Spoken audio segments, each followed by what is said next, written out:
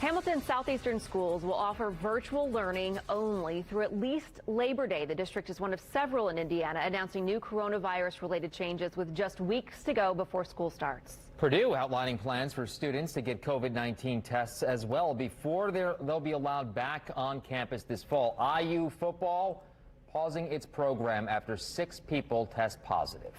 And there's 1 month to go before the end of a moratorium in Indiana on utility disconnection. Good evening, everyone. On a Friday night, I'm Phil Sanchez. And I'm Kylie Conway. We begin tonight in Fishers, where parents have mixed feelings about limiting students to only virtual classes. News 8's Julia Dang is live at Hamilton Southeastern Schools. So, Julia, when could students actually be back in class? Definitely not before September 8th, Kylie, but there is no set return date yet. The district says it'll have a phased reopening plan similar to what the governor rolled out for the state, but that plan has not been made available to parents yet.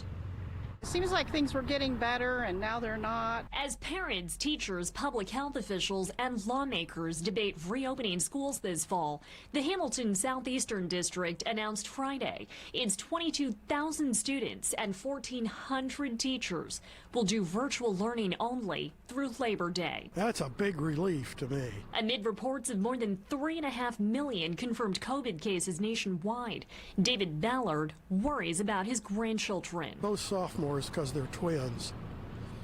One of them goes to Fishers and the other one goes to Hamilton Southeastern. The twins and their friends were initially set to return to in-person classes August 5th. It would be exposing the kids.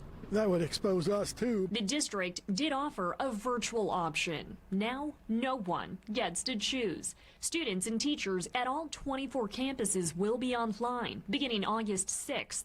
A return date and progression to the next phase of the district's reopening plan will be determined in collaboration with the Fishers Health Department. You know, if they say they're just going to do it till Labor Day and then they go beyond and then they keep, I think it's really detrimental to the kids. Kawiba McKinney doesn't have children in the district, but says she has friends who do. She works at a local doctor's office. I think the parents are just concerned how, you know, especially with younger kids, how they're going to keep up virtual learning and still do their jobs. The district is working with the YMCA to come up with affordable child care options. Saying in a statement to News 8, "We understand this is a change to our original plan, but we value the health and safety of our students, staff, and families, and believe this will better meet the needs of the school community." It's just much safer.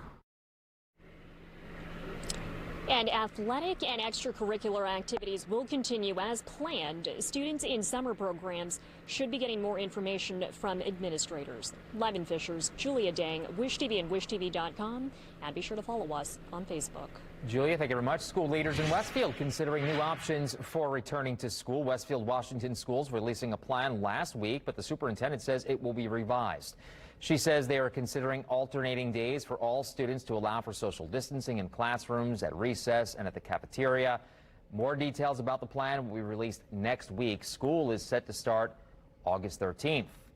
Students at Franklin Community Schools will also be going back to class 2 weeks later than originally planned. The district says the first day of school will be August 17th. Leaders say that should give them extra time to address class sizes, teacher placements, and additional safety measures. The district says 12% of students are signed up for virtual learning so far, which is more than expected.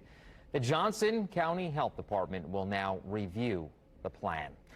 And the Evansville School District is pushing back its start date 2 weeks. It's the third largest district in the state. The superintendent says the decision was made because of a surge in cases in Vanderburgh County. He says more changes might have to be made. School was expected to start on August 5th. The date is now August 19th. Colleges are also gearing up for the return of students. For Purdue, that means making sure all incoming Boilermakers have been tested for COVID-19. The school plans to send students a test kit in the mail. Students will then schedule a telehealth visit with a testing supervisor who will walk them through the test and packaging the sample for shipping to a lab. Results will be sent to the student and Purdue within 48 to 72 hours. Any student testing positive will have to quarantine for 14 days and be medically cleared before they'll be allowed on campus.